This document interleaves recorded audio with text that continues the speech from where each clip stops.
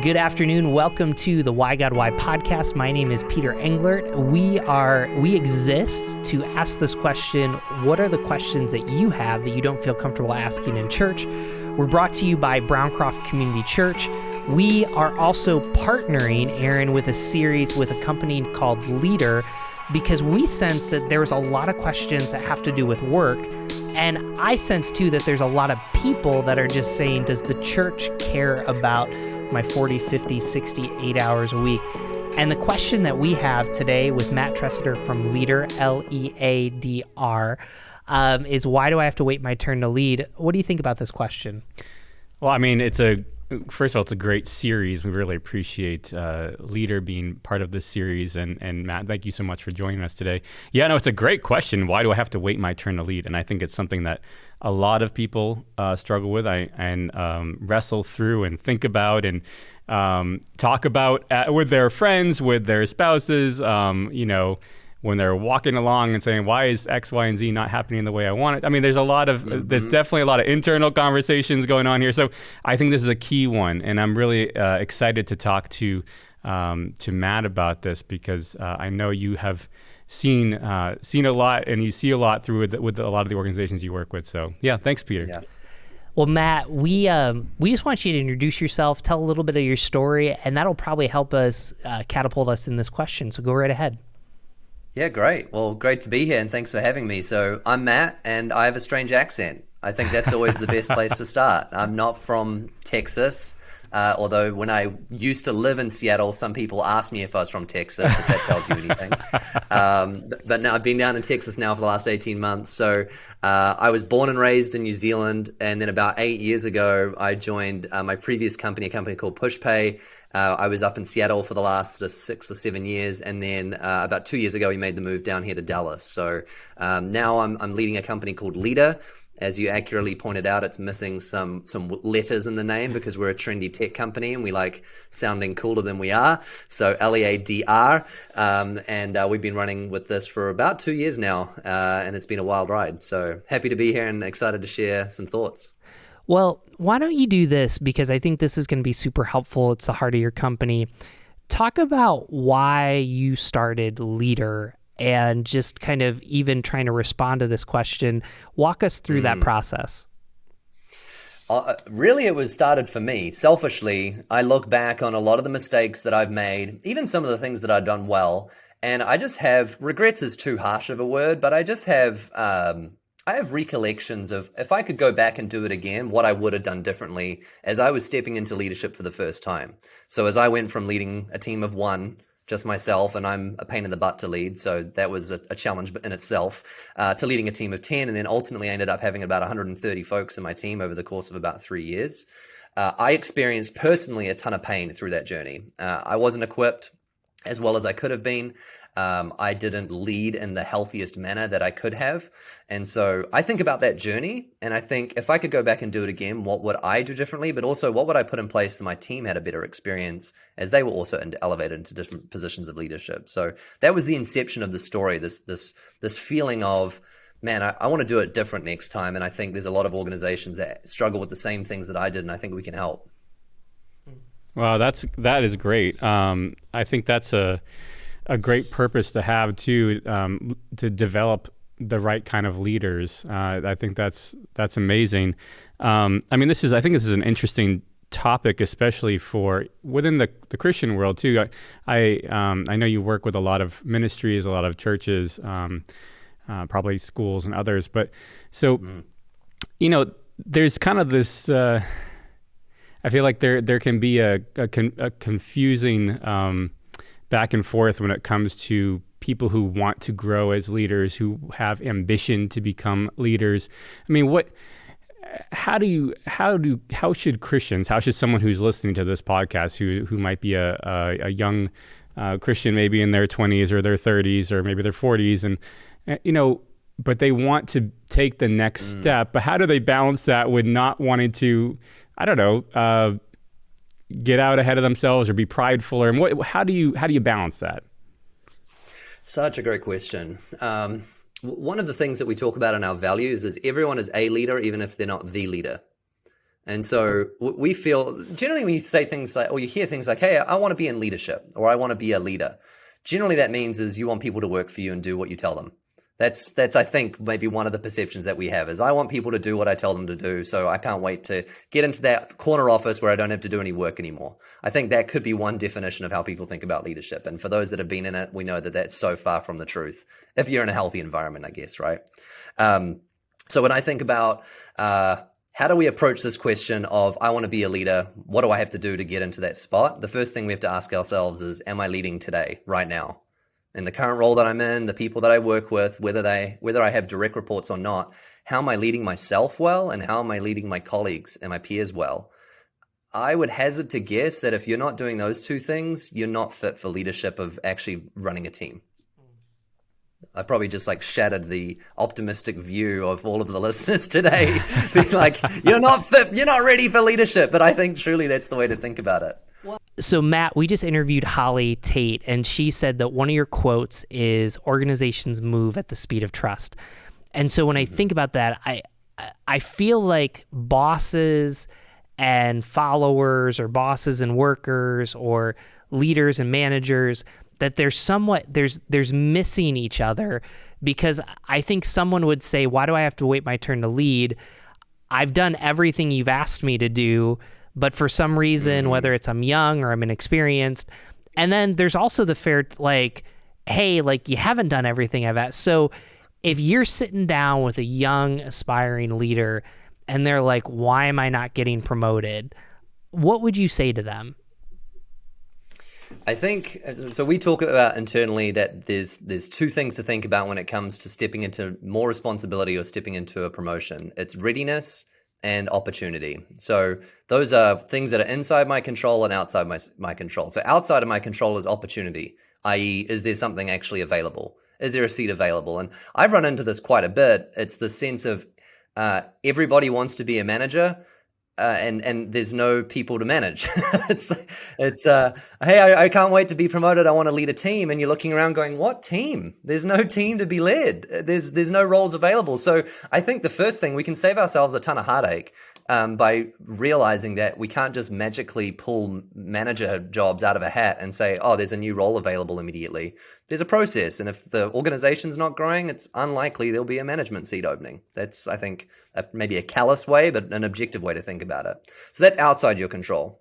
And then I think about readiness, which are things inside your control. And so we have kind of a rule of thumb of 3 areas. Number 1, are you being excellent in your seat today? Truly excellent, not perfect, but excellent. Number 2, make it known. Make it clear, your intention's clear that you do want to be promoted, and don't be that person that when a seat opens up and someone else is promoted, you say, oh, I wish that was me, having never actually voiced that to your upline. And then the third one is preparation, and we call this staying 6 months ahead of growth. And so let's say that I knew 6 months from now there was a job opening coming up, or there was a promotion that was going to be available. It's too late in 6 months to step into that role and then learn for another 6 months, because what's happening is the whole organization and the whole team is slowing down for your growth. So we call it stay 6 months ahead of that curve. So I'm thinking about where do I need to be in 6 months, and I'm going to make those changes today. So those are my thoughts around readiness. That's great. I love that. What do you think?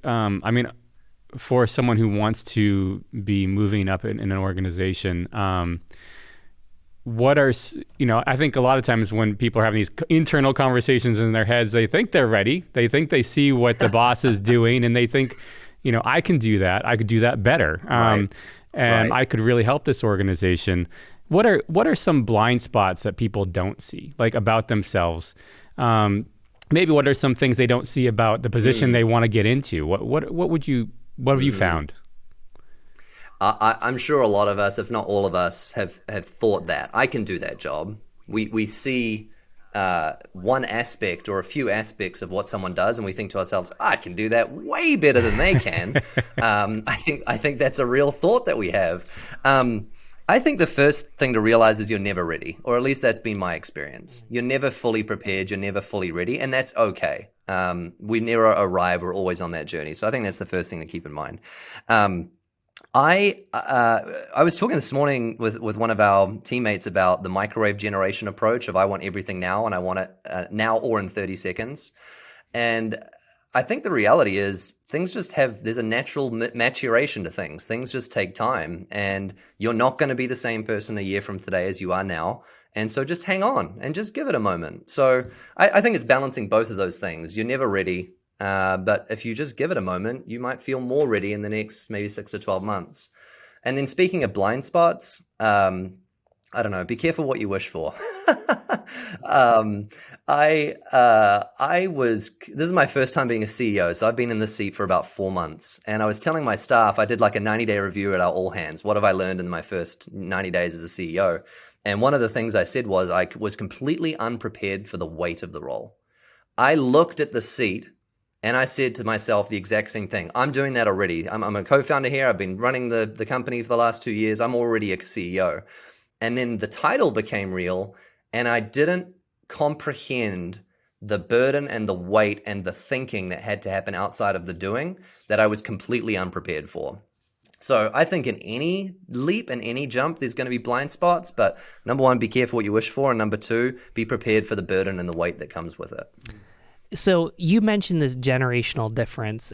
I'm going to kind of go stereotype, and then you can push back on it. It's not completely true, and I just say that. So it seems that we have an older generation that puts value on experience. So, boomers and just, there's a certain, I need you to be faithful, consistent. There's a certain age, certain look.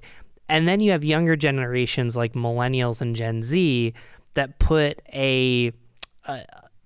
more of an emphasis and focus on expertise, productivity, and I'm wrestling with this. So just if I'm wrong, you can be like, no, that's not true. But I feel like for the first time, probably in history, there was a younger generation that understood a facet of work more than the older generation, which caused a lot of stress. So you have a younger generation that grows up with email, social media, productivity, like just digital things. And, so I think about this. I have a friend that, they got hired in a financial position. They were using the actual software to do the budget, and their predecessor was using Excel spreadsheets, which was, so there's kind of this expertise difference, an experience difference. I guess, let's lean into the bosses first, then the followers and workers second. How do you know if you're in an unhealthy way falling into those stereotypes?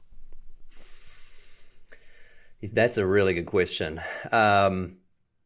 So I think one way to describe what you're talking about is the gap between street smart and book smart. And I think people that grow up with social media and technology and Google, we're book smart. We have all of the knowledge, but perhaps we lack the wisdom or the application of that knowledge because we have very little to no experience. So we come in, or there's a posture of we come into a new organization, a new company, a new church, a new role, and we think to ourselves, I've got this. I Googled it last night. I know exactly how to do this. And the other generation, the older generation, as you put it, is looking at them going, but you've never done this before. So how do you know how to do it? The book doesn't give you street smarts. Living on the streets give you street smarts. So I think it's the mutual appreciation both ways. I think the older generation needs to start looking at the younger generation saying, what are the qualities and the attributes that they have that I don't, which is probably highly mission orientated, high level of buy-in to organizations that have a purpose and have a mission, and people that seek clarity. Like the younger generation wants to know if I'm winning. And then I think younger generation needs to look at the older generation being like, what can I learn from you? Because I haven't been there before. So I think mutual appreciation is probably the best place to start. Oh, that's great. That's great. And I suspect that at some point the younger generation becomes the older generation, and there will be, I wonder if it's more cyclical than even like it's just a current thing, but I'm not sure. Yeah, I mean, people are riding scooters around again, right? So everything comes full circle. I'm like, I thought that died when I was like 6 years old, but apparently they're back. It's back again. It's back. Yeah, so I mean, I guess kind of on that, maybe in the similar theme, there's this tension where people want to move up fast and maybe faster than the bosses think they should move up, but not always. Sometimes people move up fast. What have you found? Like, what happens if someone gets pushed too fast? Like, either pushed themselves too fast, or pushed an organization. Or the organization pushed them too fast. Like, I mean, no, in sports sometimes we see disasters when quarterbacks get pushed to the be the guy in the NFL too fast. I mean, I'm sure there's other things we could use for examples for that. But what have you found happens to an organization? What happens to the person? And how do you navigate that? Aaron's really nice. I'm going to just ask you, have you been pushed up too fast? I mean, you just kind of laid that. So I think... Wow. Okay, Peter's just going for it. All right. Yeah. Jeez. Is there a couch I can lay back on and pretend like this is turning into a therapy session, right? Well, unfortunately, my better half, my wife, who's a mental health therapist, Robin Englert, counseling.com. So, but anyways, this is just for our listeners. You're channeling your expertise. Oh, yeah. So I would say that's pretty much been my story of my boss, whose name was Chris at the time. He was the CEO and I was running sales at different levels. And he just kept giving me more and more responsibility. And I kept wanting to say no. But I ended up saying yes. I don't want more. I've got way too much on my plate. And so I went from being the first salesperson to a VP of sales with 130 staff in about 2.5 years. And if you were to ask me at any point in those 2.5 years, are you ready for this? Like, do you have the capacity for this? Are you the right person for this? There would be an arrogant streak of me saying, absolutely, there's no one better. And there'd be, if once we had a little bit more time to lay back on the couch and get honest, I'll tell you, I've got no idea what I'm doing. I'm just trying to hang on for dear life. So that's truly my story. I feel like I've been put in many, many situations where I'm completely unequipped and ill-prepared to do a good job. And then so what's the fallout of that? We love using the word burnout. So you flake out and it doesn't work. The whole sink or swim mentality. Let's just see if they'll lead a team and see how it goes. Sometimes it works, sometimes it doesn't. Ultimately, what will happen though is you get really terrible Glassdoor reviews. To be real, right? Your employees are going to have a terrible experience because you don't know how to communicate, you don't know how to remain consistent, you don't know how to hire, you don't know how to fire. And so people will just have a terrible experience until you learn it. So that's the fallout. And it's not worth ruining the organization over trying to fill a seat with the wrong person. Like, one of the things my old boss used to say to me was, if I have to choose between you and culture, I'll choose culture every time. Oh wow. And so that's a pretty ruthless, and he said that to me. So I think there's probably a whole nother story there. Well, so you brought this up twice, and I just think it's super helpful for our listeners. So you brought up being a VP of sales, and now you brought up being a CEO. Help our listeners understand the weight that the leaders that are leading them are facing that they might not know on the other side. That those two roles have felt very different weights. So the weight that I felt leading a sales team was everyone that missed their quota or their number for the month, I felt like I had failed them, not that they had failed me. Wow. And because such a large percentage of their compensation was based on their variable compensation in terms of hitting their targets, anytime someone missed, I realized, okay, they might not be able to make a bill, they might not be able to care for their family. If this happens a month or 2 or 3 months in a row, they're probably not going to last here. So that weight of feeling like I'm failing people and letting them down, that weight stuck with me through the whole journey, for sure.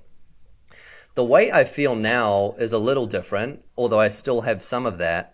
The weight I'm feeling today is more of, there's no one else to turn to. So when a tough decision comes across my desk, it's because no one else was able to solve that problem. And so they're pointing to me or looking to me to solve the problem. And I can't anymore just go to Chris, who was my old boss, and be like, hey, Chris, can you solve all of these things for me? And I'll go back to doing all the fun work and you'll do all the difficult stuff. So now only difficult, hard, complex problems arrive on my desk. And that weight of I am the sole decision maker here and the one that has to figure it out, that's a burden.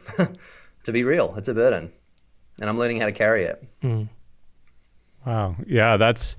I was thinking about a similar question too. You know, what do people not know about the roles they're going to? I mean, I guess so. Maybe on the flip side of that, what what is some of a young leader? What do they think that they know about themselves that they may not know quite yet? Like what you were talking about experience and expertise earlier. I mean, what they can get the book knowledge, they can get the Google knowledge, but what is it in experience? There's things that they don't know yet. You just talked about that, but what are some of the things about themselves that maybe they need a little bit of seasoning to find? I've heard it said that the moment you step into leadership is the moment you become a full-time actor, and the office is your stage. And the moment you walk into the office every day is you're on stage, and everyone's looking to how you carry yourself, how you walk, how you talk, how you dress.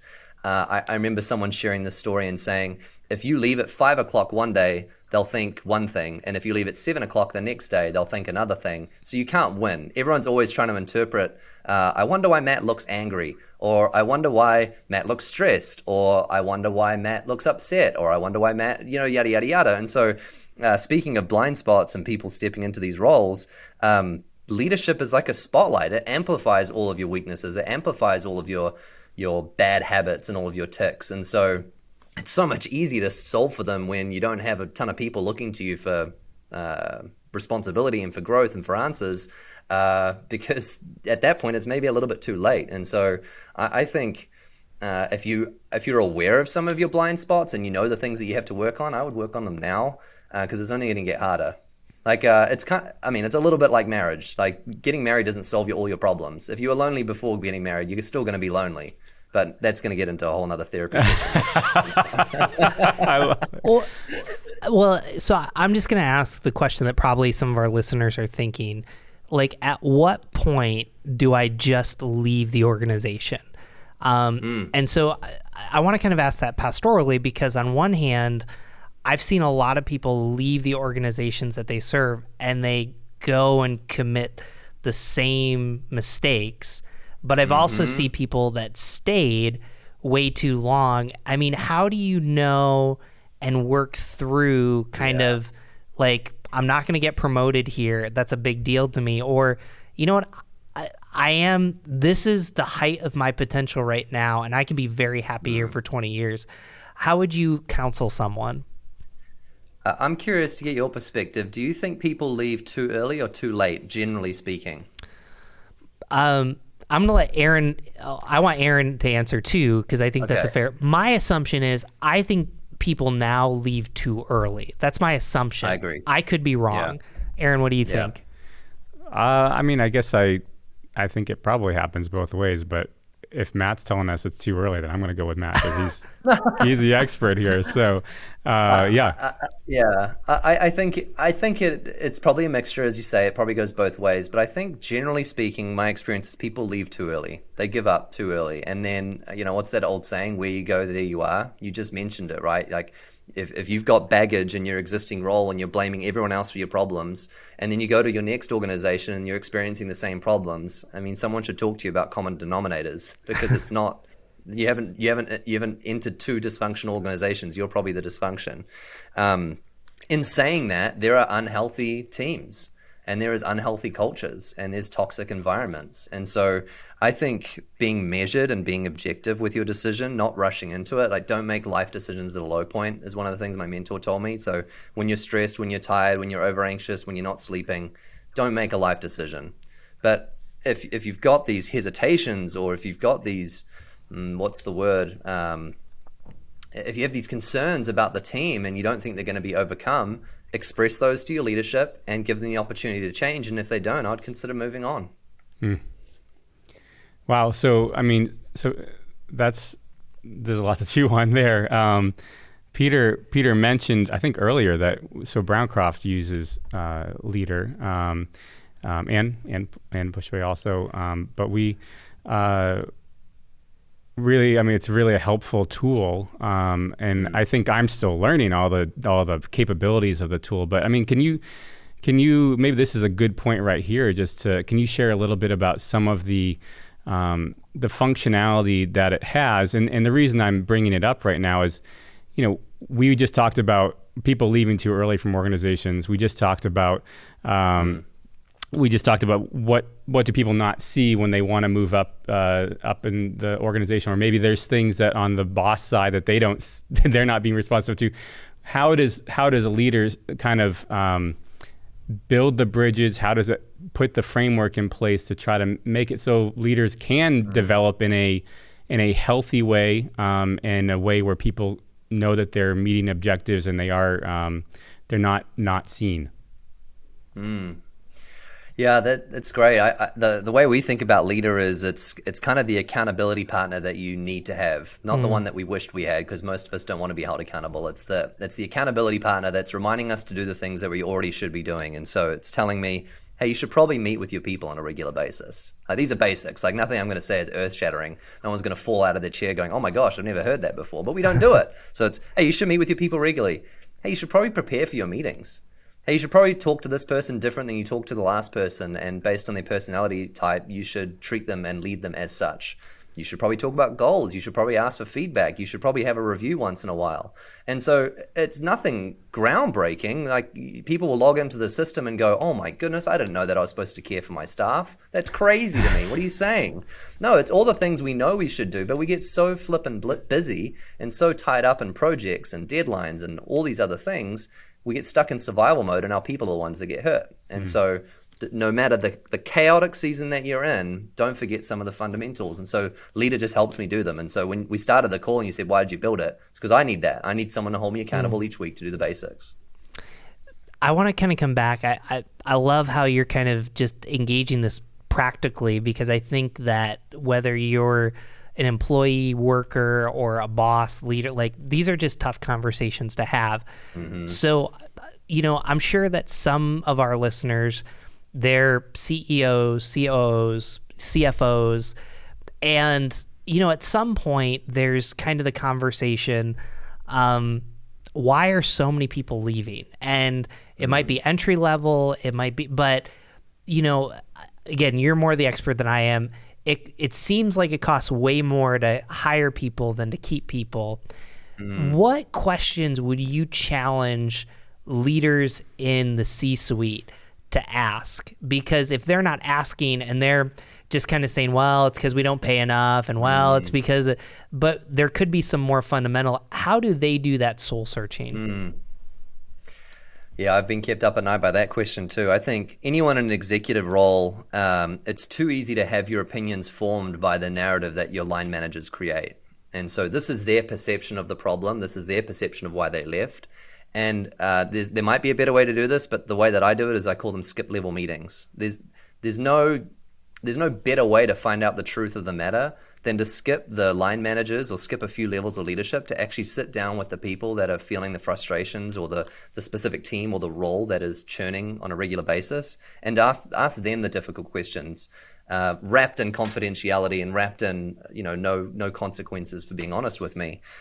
You might find that the reason people are leaving is because of their direct leader, and of course you're never going to hear it from their leader. No one goes to their boss and said, hey, you should probably fire me because everyone doesn't like working for me. That's just not going to happen. So I think skip levels is important. And then I think never being too far away from the front lines. That might feel different to different people, but never trying to elevate and have that ivory tower corner office mentality. That's great. Man, that's really good. Let me let's close with just these two questions. You're just really efficient. Like, I just feel like I don't want to ask you more, but like I feel like there's so much in what you've said that it's kind of causing our listeners to kind of go there. So there's someone out there that's really discouraged. They feel like they've done everything they can, and maybe everybody at their peer level or lower level just sees the potential and is for them, but the C-suite level, the decision makers don't see that permission or promotion. And, just they've even, done everything, they use leader, they check off all the boxes, and it just seems like they're stuck. How would you encourage that person? Yeah, I've been there. It's really difficult for anyone that's feeling discouraged and in that role today. If you feel like life should be moving faster than it is, I get that feeling. It's like you feel like you're running in slow motion and everything else is moving in 2 or 3x speed around you. And it's very disheartening. I would say to them, Winston Churchill, I love the line, never, ever, ever, ever, ever, ever give up. And so there's this one side of just grit, perseverance, and bearing through and just holding on and being patient and having grace for your upline that they're going to eventually see it. But ultimately, if I was to sit down with that person and I was to find out, no, okay, they haven't been feeling this for 5 minutes. This has been a journey for the last 6, 12, 18, 24 months. I would probably start to come to the realization with them that it's time for them to move on. If you're not growing, if you're not being challenged, if you're not learning, if you're not getting feedback, if you're not being pushed, if you don't have clarity about what success looks like, and that's a persistent theme, it's not an isolated theme, but it continues, I'd probably encourage them to leave. And I don't want to be the bearer of bad news and say, hey, if you're not enjoying your job, everyone should quit. And that's not what I'm saying. But I think as much as it's easy to leave early, it can be really easy to stay too long. And the thing we should think about is, who are we becoming if we're staying in an unhealthy environment? I took 6 months off after my last job because I wasn't happy with who I was becoming. So I needed 6 months to get healthy and to get back to a state that I was proud of or comfortable with. And people might be picking up more bad habits than you recognize if you're in an unhealthy environment. Wow. That's heavy. And it's a good, because I think what you're doing, and this is kind of leading to our last question, I think what you're doing is you're really, and I heard you say this a couple times, you're really challenging people to be objective. There's a lot of feelings. There's a lot of, expectations. I guess if I was to sum up what you're saying is that, and that's not the last question, I added one in there, is that you're really saying, hey, be objective about this situation as much as possible. I think so, because the reality is you're going to see the same problems in the next organization as well. Everyone's struggling with the same issues to varying degrees, obviously. So I think be objective. However, there's a downside to being objective. One of my staff came to me the other day and we were chit-chatting, and then they stopped talking. And they cut themselves off, and I said, oh, keep going. And they said, oh, no, my boss told me don't process things with Matt because he just likes to make decisions. So the staff member's telling me that their boss told them don't go into Matt's office and process things with him because he always just wants to be like, right, what are we doing? When's it going to be fixed? How come it's taking so long?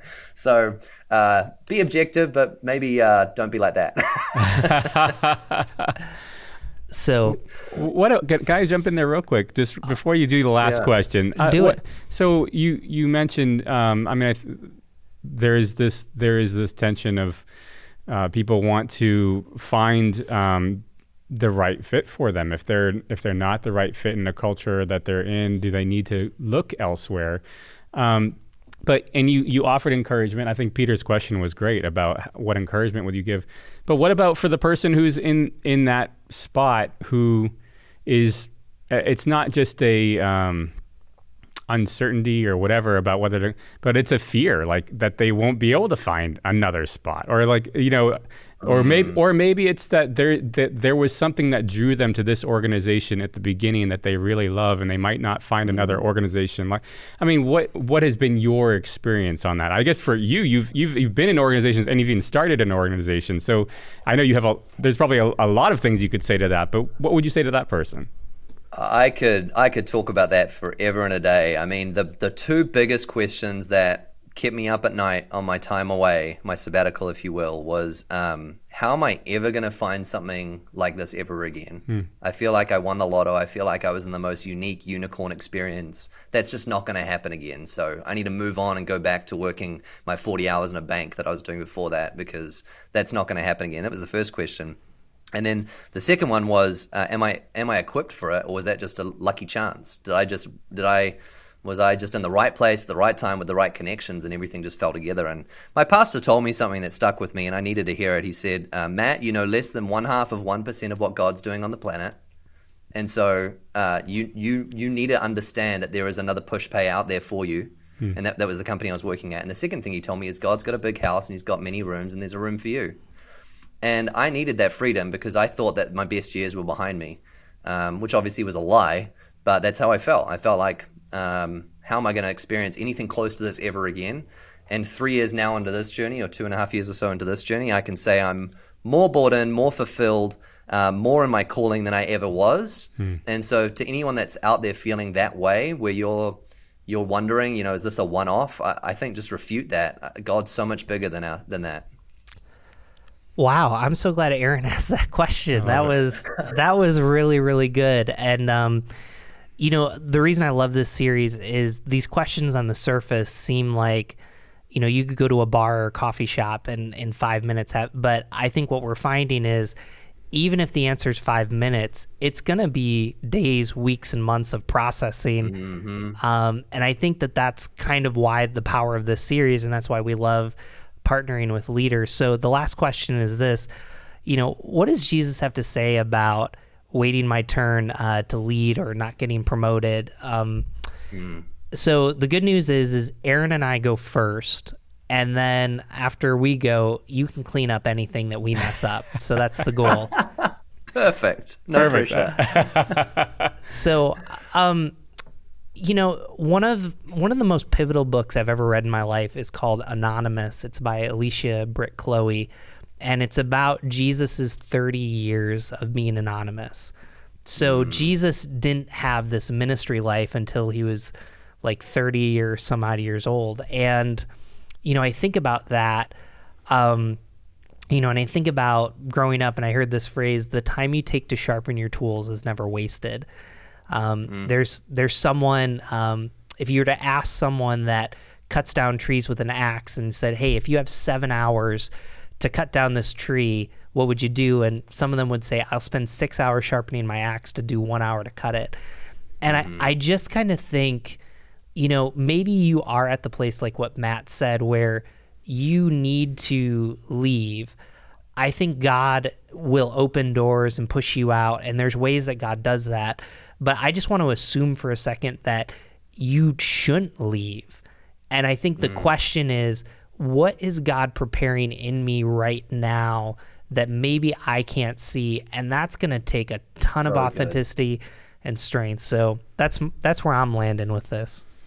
Yeah, I think, my thought was similar. That was great, Peter, because I think that when I was reflecting on this, and Matt, you hit on this too in your answer to my last question, which I really loved. I mean, God doesn't forget about us.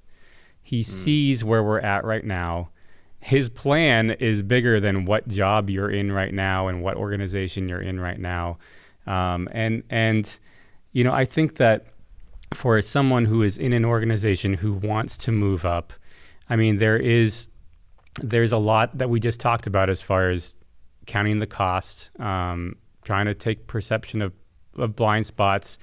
I really think it comes something that has resonated with me for decades.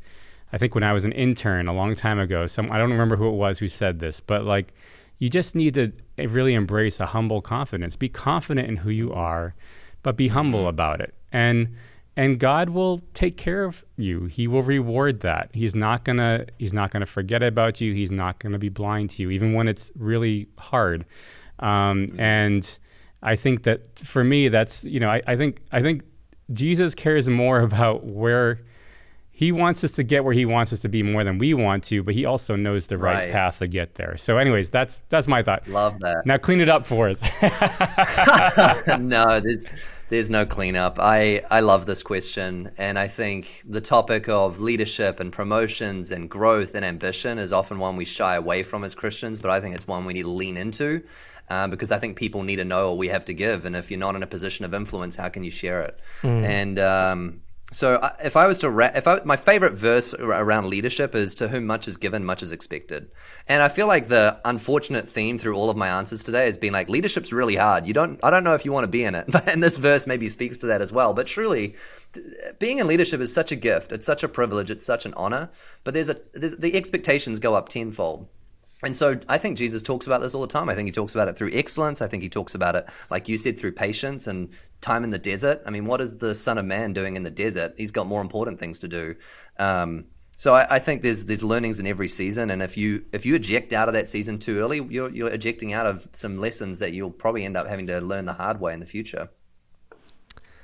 Wow, Matt, like I said, efficient but heavy. Like this is an episode that I think that people are going to have to listen to. I'm just going to encourage you this. If you have a great relationship with your boss, I think this is an episode you should listen to. If you don't have a great relationship, don't send it. This is also an episode that I think a mentor and mentee should talk about. Just to kind of, I think it's a good way to just kind of bring up some of those topics. And again, we're going to be tagging Matt on this episode. We're ending at a great place. So remember, it's Leadr, Leadr, that's doing this series. Make sure you check out their website. We're going to be tagging Matt, so you'll be able to follow him on social media. Don't forget, be on the whygodwhypodcast.com, subscribe. And Matt, thank you so much. This was really, really good. Thank you. I had fun. Pleasure to be here. Awesome. Have a wonderful day, folks.